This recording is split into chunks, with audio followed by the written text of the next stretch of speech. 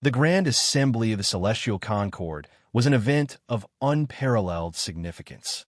Gathered in the colossal halls of the Concord's governing station, Valeth Prime, representatives of 1,000 civilizations convened to discuss matters that shaped the fate of the galaxy. Towering spires of light and energy arced above them, intricate displays of ancient wisdom and technology woven into the very architecture of the chamber.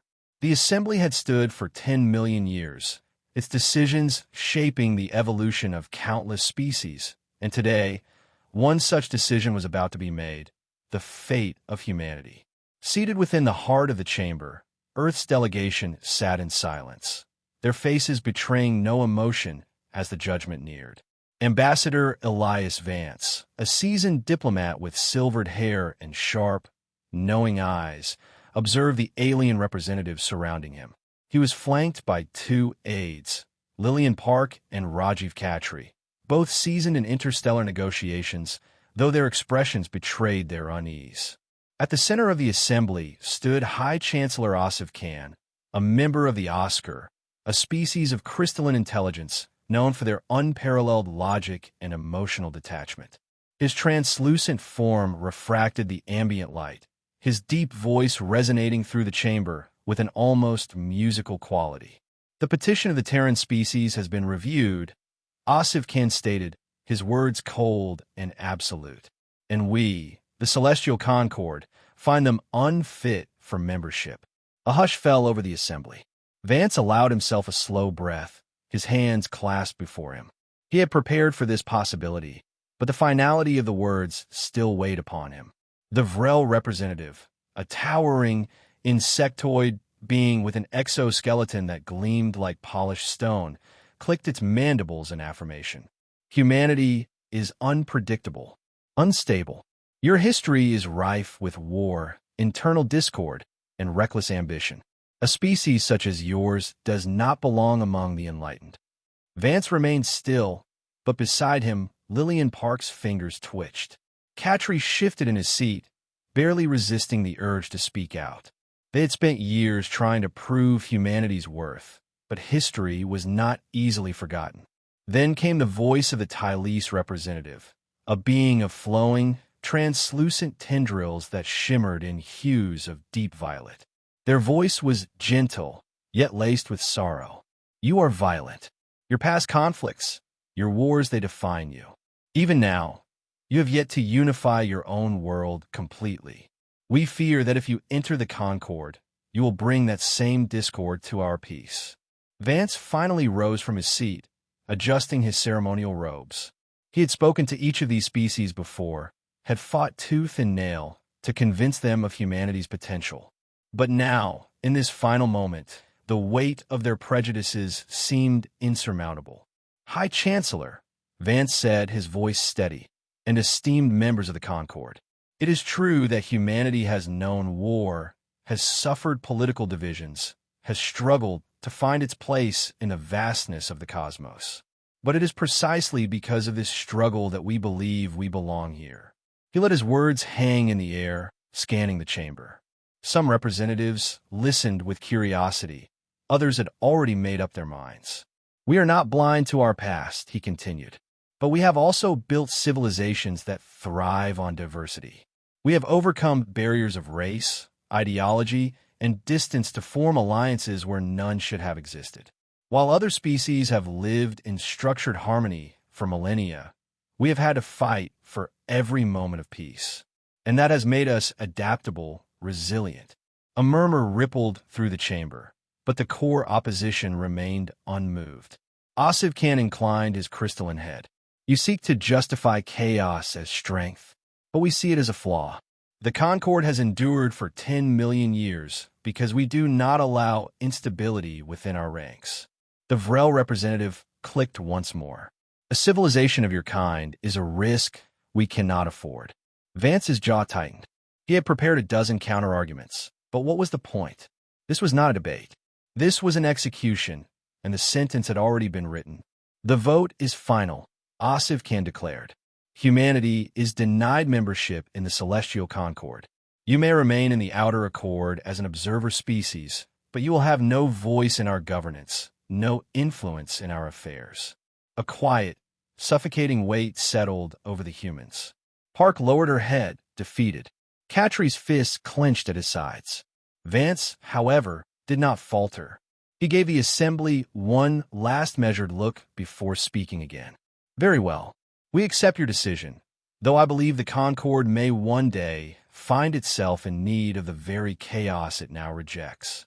Hfy made a soft, resonant sound, almost like the ringing of a distant chime. Unlikely. The Concord is a bastion of order, and order shall always prevail. With that, the session was adjourned. The humans stood and turned to leave, their presence already forgotten by the great powers of the galaxy. As they exited the hall, Park exhaled sharply. All those years of diplomacy for nothing. Cattry muttered under his breath. They act like their peace will last forever, that they'll never face something they can't control. Vance nodded grimly. Every empire believes itself eternal, until the day it isn't. The doors to the Grand Assembly sealed behind them, cutting Earth off from the Council's decisions. For now, the fall of the Celestial Concord did not come with fire and destruction. It began in silence, in a place where silence had always reigned, the Council Chamber of Valeth Prime. The ancient intergalactic union, which had withstood 10 million years of peace, was fracturing. It started as a dispute, an impossibility given the Council's history of unwavering order.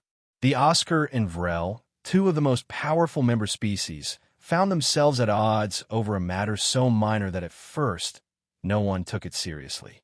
It was a routine trade negotiation, a mere recalibration of resource allocation for planetary development across contested systems. But something was different this time.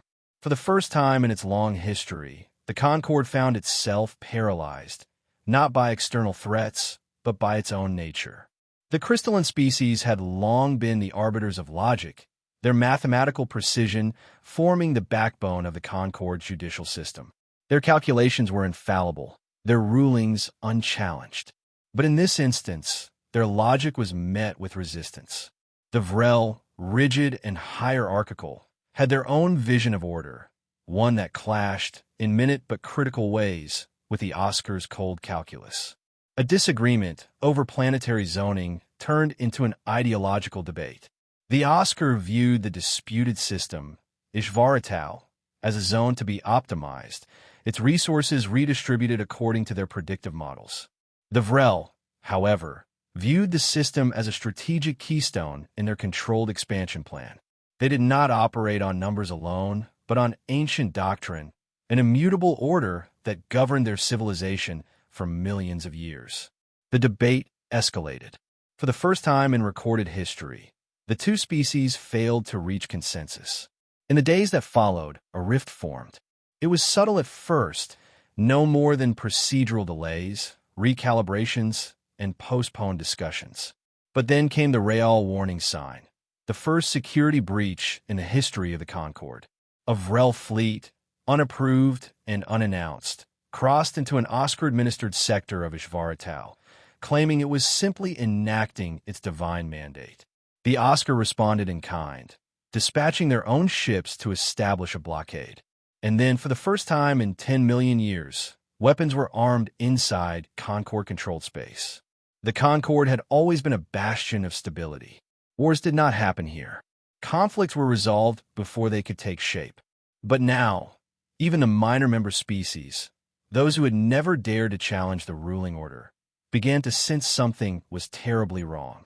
The Tylese, pacifist as ever, withdrew into themselves, retreating into their meditation chambers, speaking of omens and discord. Other species, bound by old agreements and rivalries, began taking sides. The quiet hum of political maneuvering turned into something more dangerous. Open accusations, sudden betrayals, and unprecedented military mobilization. Across the core worlds of the Concord, there was uncertainty. The illusion of harmony was breaking. And the Council? The Council did nothing. Their laws had been built for peace. Their bureaucracy had been constructed for stability. There were no protocols for dealing with internal war, because the very idea had been unthinkable. The governing bodies of the Concord continued to debate, drowning in procedure while reality slipped further from their grasp. Every attempt at mediation followed the same script. Appeal to order, remind the disputing parties of the Concord's principles, rely on historical precedent. But historical precedent meant nothing now. No one had ever fought before. No one knew how to stop it. Elias Vance had watched the reports with a detached expression. He sat in his office at the United Terran Diplomatic Corps, a glass of aged whiskey untouched at his side. The holographic display in front of him showed a growing number of intercepted transmissions from Concord space. "They really thought peace would last forever," said Lillian Park, standing by the window, arms crossed. "They thought their order was unbreakable." Rajiv Khatri, sitting at the opposite end of the room, let out a dry chuckle. "And now look at them. Two of their most powerful species are on the brink of war, and their great, infallible system has no idea how to handle it." Vance leaned back in his chair. "They rejected us because we were too unpredictable, too unstable." He gestured at the reports. "And now, the same order they held sacred is suffocating them." Park exhaled. "They won't last long like this. Someone will have to step in. If they don't, the whole Concord could collapse." Khatri shook his head. "Step in? Who?" "The Tylees have already withdrawn. The smaller species won't act without the bigger ones leading them. If anything, this is only going to get worse." Vance tapped a finger against the desk, lost in thought. Then, after a long silence, he spoke. "Perhaps it's time we show them what chaos can do." The first battle, if it could even be called that, was a skirmish in the outer edges of Ishvartal. A Vrel patrol fleet fired upon an Oscar blockade, their doctrine overriding any diplomatic restraint. The Oscar, bound by their own immutable logic, retaliated with precision strikes. It should have ended there. But as soon as news of the conflict spread, alliances began to shift. Old grudges resurfaced. Species that had spent eons in diplomatic silence now saw an opportunity. The Dralith Syndicate, long a minor power, declared neutrality, but began arming its fleet. The Mirren Collective, a species bound by a fragile truce with the Oscar, now saw a chance to challenge them. Within weeks, the Concord's peacekeeping forces had fractured. The bureaucracy of the Council slowed to a crawl, trapped in its own outdated systems. Every faction demanded hearings. Every dispute required protocol. Every action needed unanimous approval. But unanimity was impossible. And so, the very order that had sustained the Concord for millennia became the thing that destroyed it. It was not war, not yet, but it was coming. And this time, there was no one who knew how to stop it. No one except humanity. The council chamber of Valeth Prime had once been a place of unwavering unity. But now, it was little more than a tomb of words. Representatives from across the Concord filled the vast hall, their voices clashing in a cacophony of unresolved disputes. The Oscar, their crystalline forms shimmering beneath the light of the central obelisk, remained unmoved as accusations were hurled in their direction. The Vrel delegation, their insectoid limbs rigid with unspoken fury, responded with sharp, methodical counterarguments. In theory, this should have been a diplomatic resolution, a forum where ancient wisdom prevailed over conflict. Instead, it was a lesson in futility. "The Vrel have violated Concord sovereignty," declared Asif Khan, the High Chancellor of the Oscar, his voice a harmonious chime of crystalline resonance. "Their unauthorized fleet movement into Ishvartal is an act of aggression. Logic dictates that consequences must be enforced. Their fleet movement was an inevitability," replied Zarvoth, the Vrel's senior representative, his mandibles clicking with measured control. "Your calculations are flawed, Asif Khan. The Vrel were acting within the strategic interests of the Concord." "The Concord," interjected a representative from the Mirren Collective, "is no longer functioning as it should." Silence fell over the chamber. The words were spoken plainly, without the usual posturing or diplomacy. And yet, they carried more weight than the reams of legislation and debates that had preceded them. For 10 million years, the Celestial Concord had relied on its systems, on logic, on order, on the unbreakable structure of law. It had been an empire of reason, where the cold, calculated decisions of the Oscar complemented the rigid structure of the Vrel, and where the Tylese, with their boundless pacifism, ensured no species would ever take the path of war. But now, as the first embers of conflict smoldered in the void, those same systems had become their chains. The Tylese representative, Solhura, finally spoke. "The answer is clear," Solhura said, their voice flowing like water, gentle and sorrowful. "We must retreat from this cycle of discord. War is an aberration, a failure of reason, a failure of peace. If we do not participate, we do not perpetuate it." Hfy turned, his crystalline face unreadable. "You advocate inaction?" The Concord was built on principles of intervention, of structured governance. To withdraw is to forsake those very principles. "We do not withdraw," Solhura said. "We remove ourselves from the violence that is to come. We do not negotiate with those who would forsake peace." Zarvoth exhaled, a sound like metal scraping against stone. "Then you are cowards." Solhura did not respond. Instead, the Tylese delegation stood in unison, their fluid forms rising like a tide. Without another word, they left the chamber, their figures dissolving into the light as they withdrew from the council entirely. The departure of the Tylese sent a ripple through the assembly. The pacifists, the mediators, the spiritual guides of the Concord gone. For the first time in the council's long history, a species had abandoned its principles. For the first time, fear was a real thing. Elias Vance watched from Earth. Holographic feeds flickered before him, capturing the dissolution of the Concord in real time. It was surreal, like watching an empire crumble in slow motion, every species clinging to protocol while the galaxy burned around them. "They don't know what to do," Lillian Park murmured, pacing behind him. "They've never faced something like this before. They don't even have a plan for what happens when their own laws fail." Vance took a slow breath. "Because they never thought it would happen." Rajiv Khatri leaned forward, his hands steepled. "This is exactly what we said back at the rejection hearing. They built a perfect system for a world that never changed. But the universe isn't static. Something was bound to break it eventually." Vance nodded. "And now, they're trapped inside their own rules."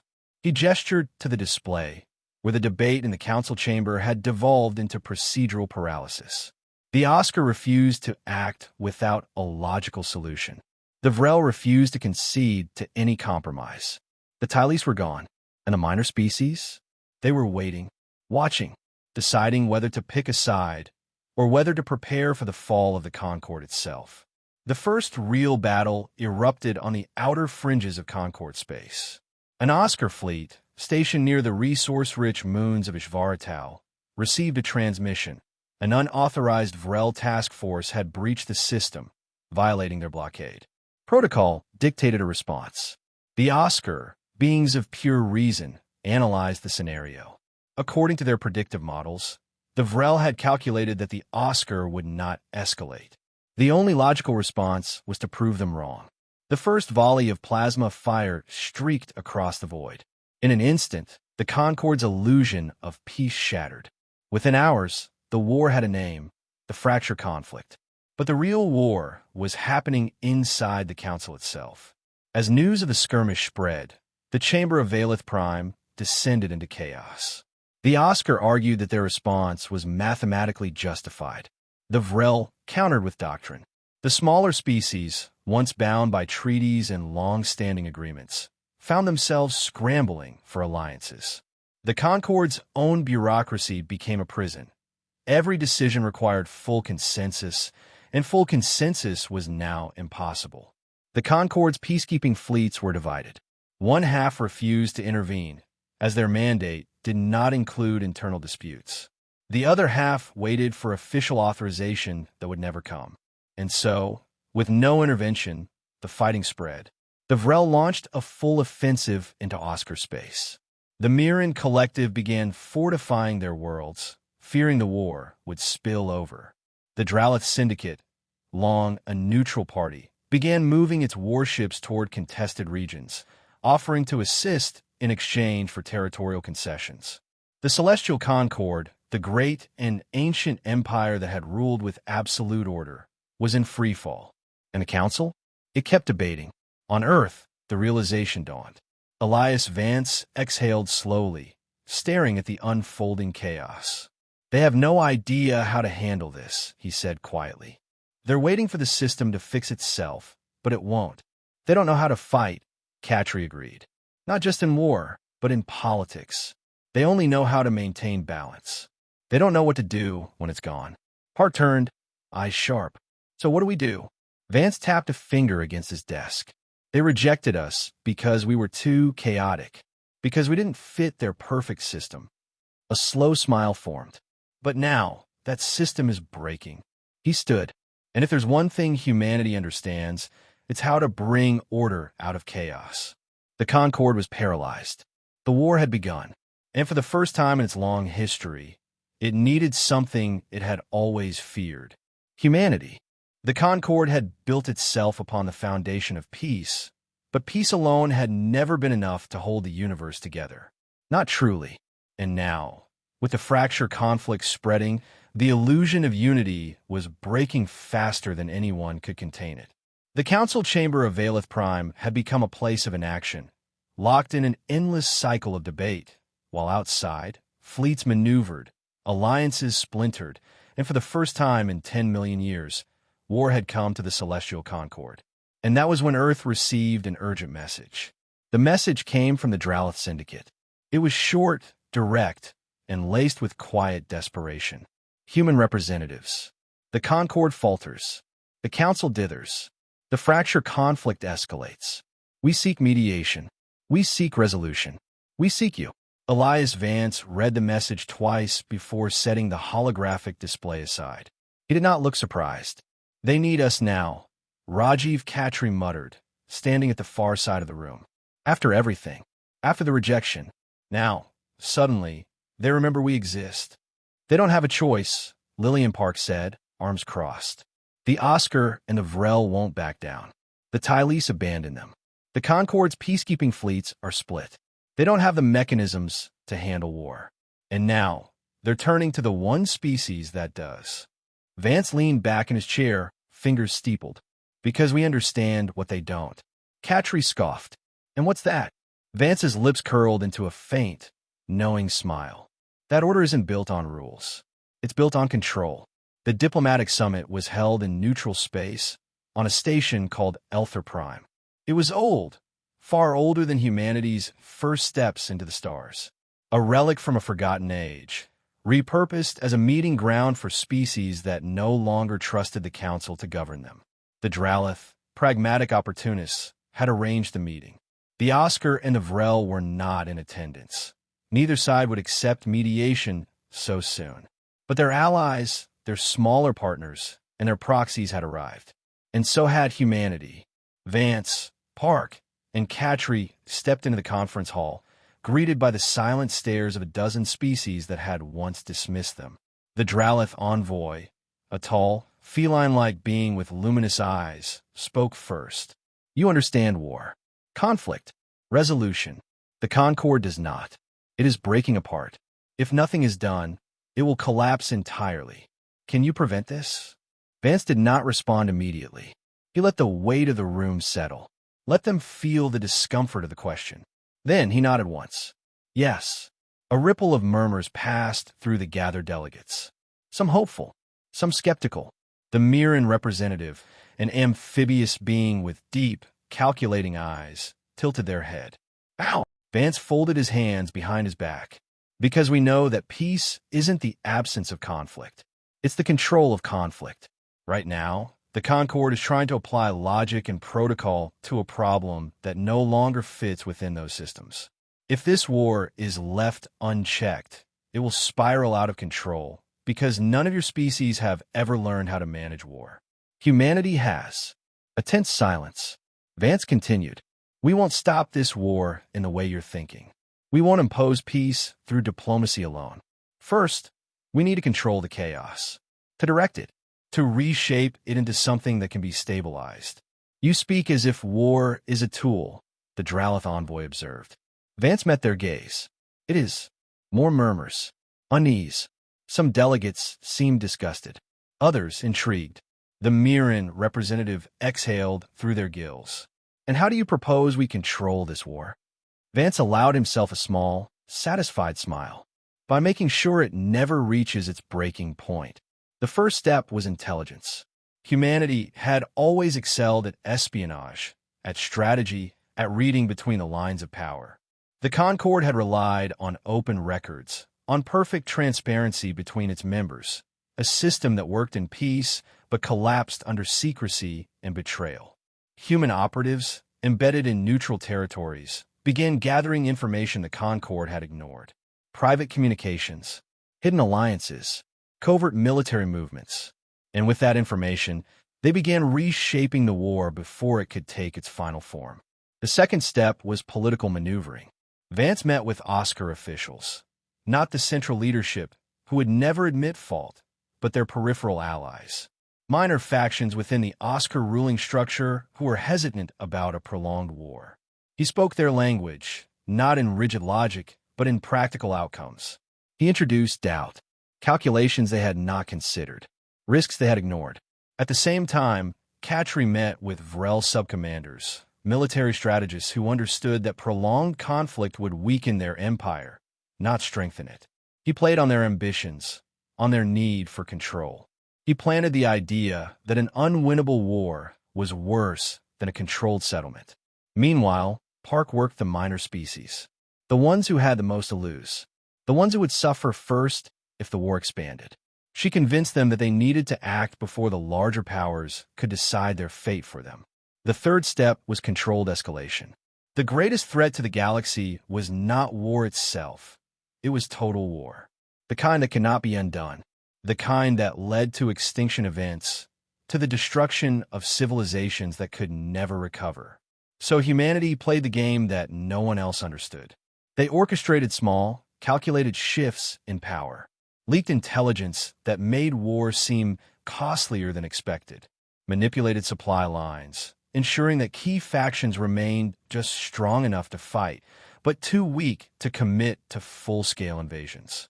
They redirected battles toward locations that minimized collateral damage, subtly maneuvering fleets away from vulnerable worlds. In short, they prevented the war from becoming the kind of war that could not be stopped.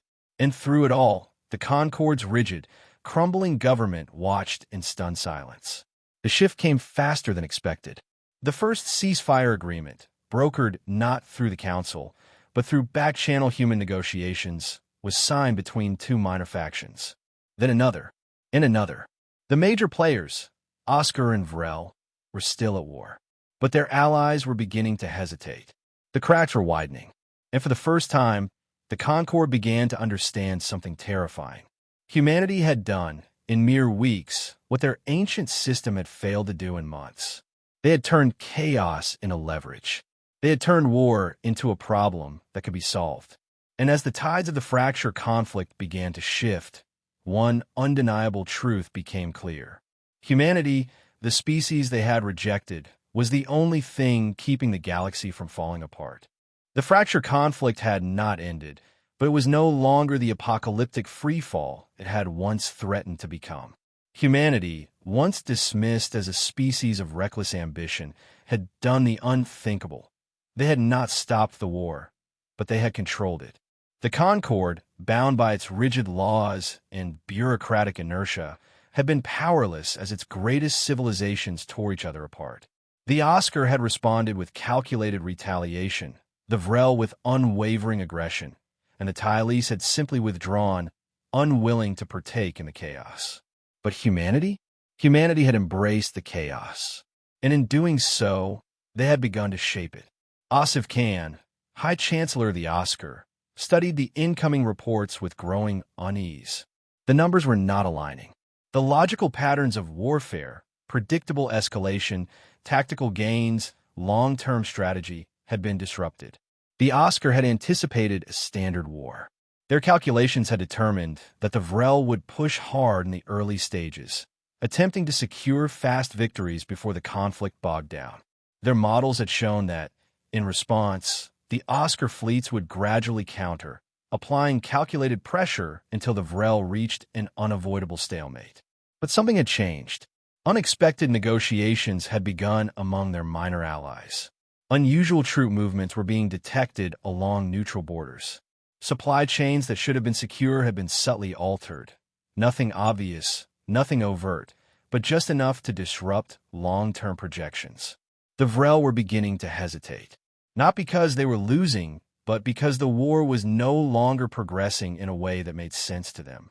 It was as if an invisible force was moving behind the scenes, applying pressure at exactly the right points to prevent either side from achieving total victory. The Oscar, who prided themselves on seeing all variables, had no answer. And then, for the first time in 10 million years, Hfy experienced something entirely new. Doubt. Zarvoth, supreme strategist of the Vrel High Command, did not believe in fear. Fear was an emotion. Emotion was weakness. But as he studied the battlefield reports, a strange discomfort settled in his mind, a feeling he had no word for. The Vrel had committed to war fully, as doctrine dictated. Their forces had swept into Ishvaratau, their fleets crushing the Oscar blockades, their ground forces seizing strategic installations. They had expected resistance, of course, but resistance that followed the natural course of war. This was different. Their supply lines were facing unexpected shortages. Their secondary fronts were suddenly tangled in diplomatic delays. Allied species that had once pledged unwavering support were now suddenly advocating for de-escalation. And the Oscar, the one enemy they should have been facing head-on, were acting strangely. Their fleets were engaging in defensive posturing rather than committing to counterattacks. Some battles seemed intentionally prolonged rather than decisively fought. This was not how wars were supposed to be fought. The Concord had never known war. The Oscar had always been predictable. The Vrel had always been dominant. But now, an unknown force had entered the equation, and that force was human. Lillian Park stood in the command center of Earth's diplomatic fleet, watching as yet another ceasefire agreement came through the encrypted channels. That's the third one this week, Rajiv Khatri muttered, scrolling through intercepted transmissions. We're forcing this war into a deadlock faster than I expected. Vance nodded, because the Concord never knew how to fight in the first place. They thought they could impose peace through structure alone. Now that their structure is gone, they have no idea what to do. The key to controlling chaos wasn't imposing order. It was understanding that chaos had its own patterns, its own balance. Humanity wasn't ending the war. They were making sure it never reached a point where it couldn't be stopped. The minor species, the ones who had the most to lose, were being convinced, through quiet diplomacy, subtle maneuvering, and carefully leaked intelligence, that escalation was no longer in their interest. The Oscar, bound by logic, were being led to conclusions they had not originally calculated, conclusions that made them hesitate. The Vrel, aggressive and unyielding, were discovering that an unwinnable war was worse than no war at all. And so, little by little, the conflict was being contained, not through treaties, not through ideology, but through the one thing the Concord had always feared: human adaptability. Hfy convened a private meeting with the remaining members of the Concord's leadership. They were not used to secrecy.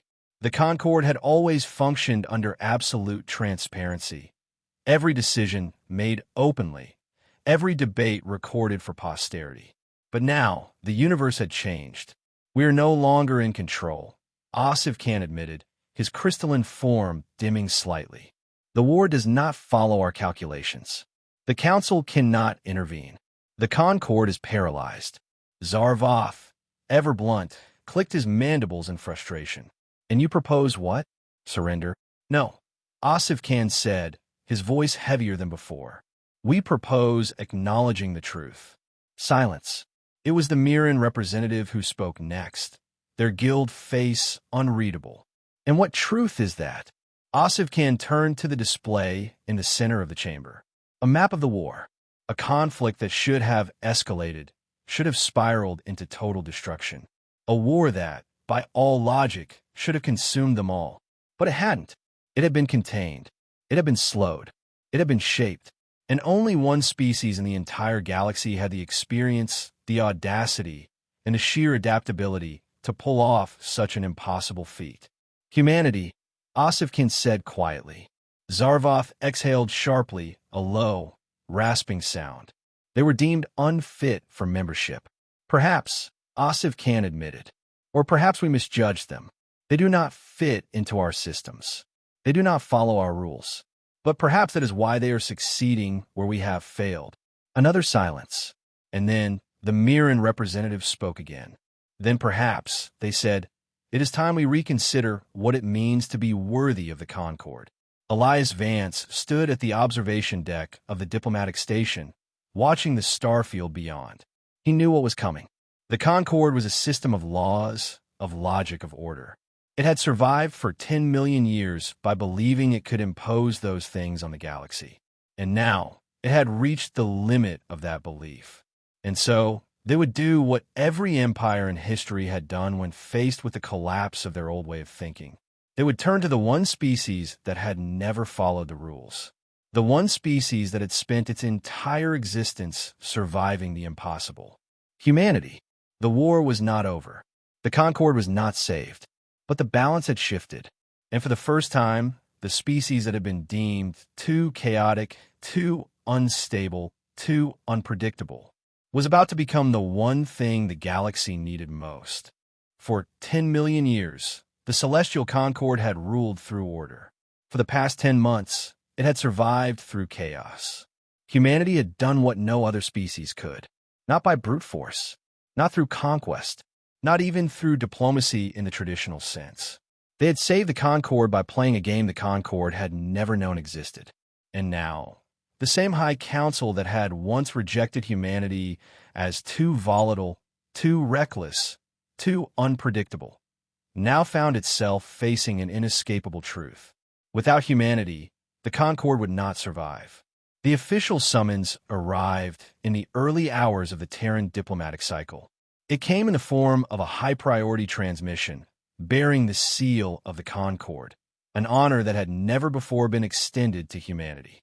Elias Vance stood in his office on Earth, staring at the message. Well, Lillian Park murmured, standing beside him. Took them long enough. Rajiv Khatri leaned against the desk, arms crossed. Let me guess. Now they want to reconsider our application for membership? His voice was tinged with bitter amusement. Vance didn't respond immediately. He simply reached forward and tapped the hollow display, bringing the message into full view. To the representatives of the Terran species, it read, The High Council of the Celestial Concord formally requests your presence at an emergency session on Valeth Prime. A re-evaluation of humanity's status is to be conducted, with full consideration of your role in stabilizing the fracture conflict. This is a matter of critical importance. Vance exhaled slowly. This isn't a reconsideration, he said. This is a surrender. The Grand Assembly Chamber of Valeth Prime was not the same place it had been a year ago. Gone was the quiet, unshakable confidence of an empire that believed itself untouchable. Gone was the absolute certainty that the Concord's way was the only way. Instead, the chamber was filled with quiet tension. The great species of the Concord, Oscar, Vrel, Mirren, Dralith, and a dozen others, now sat in uncertain silence, waiting for the representatives of the one species they had never expected to rely upon. The humans entered, dressed in formal diplomatic attire, but there was no arrogance in their step, no smugness. They did not need it. The simple fact that they were here, standing before the Concord as equals, was victory enough. High Chancellor Scifi, his crystalline form dimmed with the weight of months of uncertainty, rose first. The Concord convenes today, he said, his voice reverberating across the chamber, to address a matter of great significance. A year ago, this body rejected humanity's petition for membership on the grounds that your species was too unstable, too driven by conflict, too unpredictable to be trusted with a place in our order. A murmur ran through the assembly, some of discomfort, some of guilt. Scifi continued, Yet when war broke out, when our order failed, it was your species that prevented catastrophe. It was your understanding of conflict, your ability to navigate the unpredictable that preserved the Concord when we could not. Vance watched the Chancellor carefully. The words were not easy for him to say. The Oscar prided themselves on logical infallibility. To admit failure in front of the entire council was unthinkable. And yet here he was. Hfy turned his crystalline gaze toward the human delegation. Therefore, this council must ask itself, have we misjudged humanity? Have we failed to see the value of a species that does not conform to our structures, yet understands them better than we do? A pause. Then the Vrel representative, Zarvoth, spoke. You are not like us, he said. You do not follow the rigid path of order. You do not seek perfect structure. Yet in war, you impose a kind of order none of us could predict. You contain the chaos because you understood it. You reshaped the battlefield without firing a shot. He exhaled, a sharp, metallic sound. We once feared your unpredictability. Now we see that it is a strength. Vance inclined his head. Chaos and order are not opposites. They are forces that shape each other. The Concord has survived for 10 million years because of its structure. But no empire lasts forever without change. The question before you is simple. Will you allow humanity to stand with you? Not because we are like you, but because we are what you need. The chamber fell into heavy silence. Then the vote began. For the first time since its inception, the Celestial Concord held a vote that was not predetermined by protocol. For the first time, the councilors voted not on what their laws dictated, but on what their survival required. And one by one, the lights in the chamber turned from neutral blue to the soft, unwavering glow of affirmation. The Oscar, yes. The Vrel, yes. The Mirren, yes. The Dralith, yes. One by one, every major power of the Concord cast their vote, until only one remained. The Tylese, who had withdrawn at the start of the war, had sent no representative to the assembly. They had refused to partake in the conflict, and it was believed they would refuse to partake in the vote. But then, in the final moments, the chamber doors parted. A single Tylese representative entered, their luminous, flowing form drifting to the center of the chamber. Sol Hara, who had once called humanity too violent, too dangerous, too destructive. They did not speak at first. They simply gazed upon the human delegation, their iridescent tendrils shifting in a slow, contemplative motion. Then at last they spoke. We feared you, they admitted. We feared what your past meant. We feared that your presence would bring war to our peace.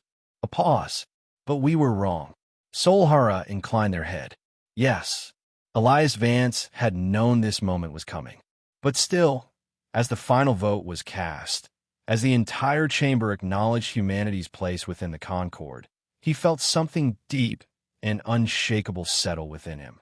Not pride, not triumph, just certainty. Humanity had not joined the Concord as conquerors, not as warriors, not even as politicians. They had joined as the one thing the Concord had never known it needed. A species that did not fear chaos.